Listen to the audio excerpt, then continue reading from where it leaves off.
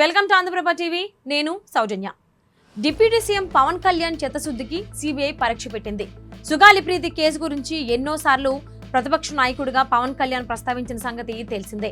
చంద్రబాబు హయాంలో సుగాలి ప్రీతి అనుమానాస్పద స్థితిలో మృతి చెందగా జగన్ ప్రభుత్వంపై పవన్ తీవ్ర విమర్శలు గుప్పించిన సంగతి కూడా తెలిసిందే. తాము అధికారంలోకి వస్తే 100 రోజుల్లోనే సుగాలి ప్రీతి కుటుంబానికి న్యాయం చేస్తామని పవన్ కళ్యాణ్ అనేక సందర్భాల్లో ప్రస్తావించారు. కూటమి అధికారంలోకి వచ్చిన తర్వాత డిప్యూటీ సీఎంను ప్రీతి తల్లిదండ్రులు కలిశారు. తమ కూతురి కేసును త్వరగా తేల్చాలని విన్నవించారు. అయితే జగన్ హయాంలో ప్రీతి కేసు దర్యాప్తు కోసం సిబిఐకి లేఖ రాశారు. తాజాగా సిబిఐ చావు కబురు చల్లగా న్యాయస్థానానికి చెప్పింది.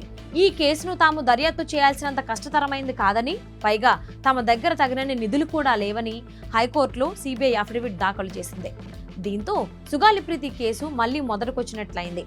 కర్నూలు నగర శివార్లలోని రెసిడెన్షియల్ స్కూల్ హాస్టల్లో ఉంటూ సుగాలి ప్రీతి 10th చదువుకునేది. 2017 ఆగస్టు 19న అనుమానాస్పద స్థితిలో సుగాలి ప్రీతి మృతి చెందింది. నాడు చంద్రబాబు సీఎంగా ఉన్నారు. అయినప్పటికీ కేసులో ఎలాంటి పురోగతి కనిపించలేదు. సుగాలి ప్రీతి కేసును అడ్డుపెట్టుకుని జగన్ ప్రభుత్వాన్ని బద్నాం చేసేందుకు పవన్ కళ్యాణ్ శక్తివంచన లేకుండా పనిచేశారని, ఇప్పుడు తాను ప్రభుత్వంలో కీలక భాగస్వామిగా ఉండటంతో పాటు కేంద్రంలో పలుకుబడి కలిగిన నాయకుడిగా గుర్తింపు పొందారు. ఈ నేపథ్యంలో కేసు దర్యాప్తునకు సిబిఐ వెనుకంజ వేయడం అంటే పవన్ కళ్యాణ్ చిత్తశుద్ధికి పరీక్ష పెట్టడమనే అభిప్రాయం వ్యక్తమవుతోంది. ఈ నేపథ్యంలో సుగాలి ప్రీతి కేసుపై పవన్ కళ్యాణ్ స్పందన సర్వత్రా చర్చనీయాంశమైంది. ఒకవేళ సుగాలి ప్రీతి కేసు విషయంలో పవన్ కళ్యాణ్ చొరవ తీసుకోకపోతే ఆయన మాటల మనిషే తప్ప చేతలేమీ ఉండవనే మచ్చపడే అవకాశం ఉంది.